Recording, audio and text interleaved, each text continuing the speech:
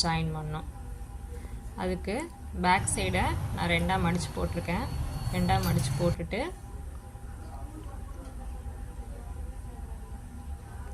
அளவு ப்ளவுஸ் எடுத்து அதையும் 2ஆக மடித்து பேக் சைடில் வச்சு அது மேலேயே வச்சு எவ்வளோ வருதுன்னு மார்க் பண்ணிக்கலாம். அதுக்கு ஆப்போசிட்டில் கொக்கி சைட்லேயும் அதே மாதிரி அளவு எடுத்துக்கலாம். அதுக்கு அடுத்தது வி சைடு அதையும் அளவு எடுத்துக்கலாம். அவ்வளோதான். அடுத்தது ஆம்கோல் அளவு எவ்வளோன்னு சொல்லி நம்ம அளவு போட்டு எடுத்துக்கலாம். ஆம்கோல் அளவு வந்து நம்ம டேப்பில் மெஷர்மெண்ட் எடுத்து அதுக்கப்புறம் போட்டால் கொஞ்சம் பர்ஃபெக்டாக இருக்கும். அதனால நான் டேப்பில் எடுத்துகிட்டு அதுக்கப்புறம் தான் போடுறேன். 7.25 இன்ச் வருது. அடுத்தது கைக்கு அளவு ப்ளவுஸ் வச்சு அப்படியே எடுத்துட்டேன். இப்போ நம்ம எல்லா டாட்டும் நேர் வச்சு பேக் சைடு இருக்கிற டாட்டும் ஃப்ரண்ட் சைடு இருக்கிற டாட்டும் ஒரே மாதிரி இருக்கணும். அந்த மாதிரி வச்சு அடிச்சுக்கணும். அடிச்சுட்டு ஆம்கோலில் இருக்கிற டாட் வரணும், ப்ளஸ் கையில் இருக்கிற டாட்டும் எல்லாம் நேர் ஸ்ட்ரெயிட்டாக வர்ற மாதிரி ஜாயின் பண்ணிக்கலாம்.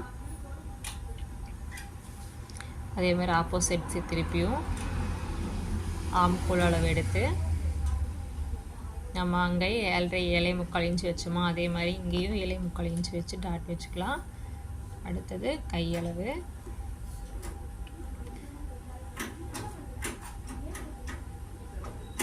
அளவு எடுத்துட்டு நம்ம நேர் ஸ்ட்ரெயிட்டாக வச்சு ஜாயின் பண்ணிக்கலாம். ஃப்ரண்ட் சைட் டாட்டும் பேக் சைட் டாட்டும் ஒரே மாதிரி இருக்கிற மாதிரி வச்சு ஜாயின் பண்ணிக்கலாம்.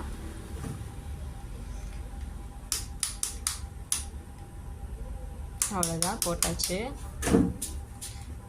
அடுத்தது என்ன பண்ணணும்னா எல்லாம் நம்ம பிடிச்ச டாட் எல்லாம் கரெக்டாக இருக்கான்னு சொல்லி ஒரு தையலையும் நம்ம செக் பண்ண ஆரம்பிச்சிடணும்.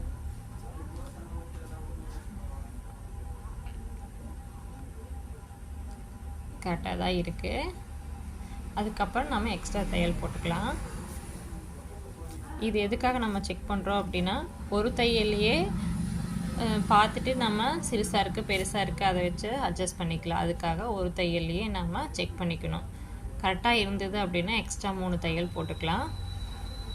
3-4 கூட தையல் போட்டுக்கலாம். நான் 4 தையல் போடுவேன்.